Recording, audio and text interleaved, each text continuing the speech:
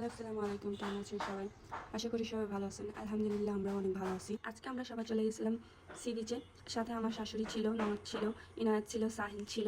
ওই দিন সিগন্যাল ছিল কিনা জানি না, বাট সমুদ্রের ঢেউ এতটা বেশি ছিল কি বলবো। মেবি ওই সময় জ্বরের সময় ছিল, এই কারণে সমুদ্রের ঢেউটা অনেক বেশি ছিল। মাশাআল্লাহ, রাতের সি বিচ দেখতে অনেক সুন্দর। এই যে দেখুন, আপনারা ঢেউটা দেখলেই বুঝতে পারবেন। আর এই যে এখানে একটা ভাই বসে আছে, ছবি তুলতেছে না কি করতেছে আল্লাহ জানে। এত রিস্ক নিয়ে উনি এই পানির মধ্যে, ঢেউয়ের মধ্যে বসে আছে। তো যাই হোক, সবাই ওনাকেই দেখতেছিল। উনি মেবি ভাইরাল হওয়ার ট্রাই করতেছে। যাই হোক, আমরাও ভিডিও নিচ্ছিলাম। তো উনি আমাদের ভিডিওতে উঠে আসছে। আমরা সমুদ্রের পাড় থেকে উঠে উপরের দিকে চলে আসি। এখন একটু খাওয়া দাওয়া করার পালা। তো আমরা ফার্স্টে ঝালমুড়ি খেতে চলে গেছিলাম, বোম্বাই মরিচের। আল্লাহ, যে ঝাল! আমার পুরা কান্না চলে আসছিল। আমার শাশুড়ি আমার চোখ নাক মুখ মুছিয়ে দিচ্ছিল। আমি যেহেতু যশোরের মেয়ে, ঝাল খেতে পারি, বাট এতটা ঝাল হবে আমি কল্পনাও করি নাই, বিশ্বাস করুন। তারপরে আমরা বাসার জন্য কাঁকড়া ফ্রাই নিয়ে নিই, কেননা বাসায় আমিনুল আর সাইলের বাবা ছিল, ওদের জন্য নিয়ে নিয়েছিলাম আর কি। এদিকে আচারের দোকান ছিল, আমি আচারের দোকানের ভিডিও নিচ্ছিলাম সাথে একটু।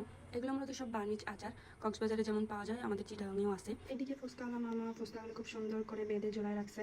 আর সাইল মনে হয় যে ওয়েট করতেছে কখন কাঁকড়া ফ্রাই আসবে আর সে বাসায় চলে। তো আজ এই পর্যন্ত। আল্লাহ হাফেজ। সময় ভালো থাকবেন, আমাদের জন্য দোয়া করবেন। আবার দেখা হবে অন্য কোনো